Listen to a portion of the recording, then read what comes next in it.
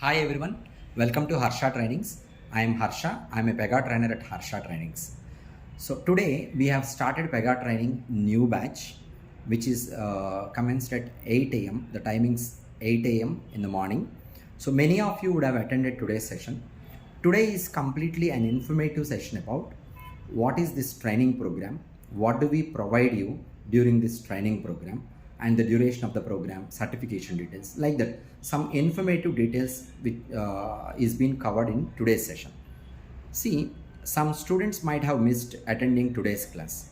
If you have missed today's class, you can go through the one recorded video and class notes document, running notes I have prepared. So what are the points covered in today's session? If you look at that document also, that will clarify all your questions. Okay, doubts and all. So tomorrow will be the beginning of our technical details about Pega.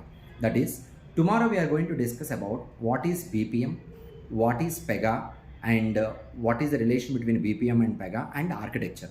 So actually tomorrow will be the main session that one should not be missing.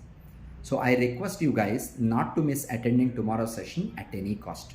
Okay, please be available. Online students use the same meeting link. Classroom students come to the classroom on time. Okay, thank you. I'll meet you tomorrow. Bye.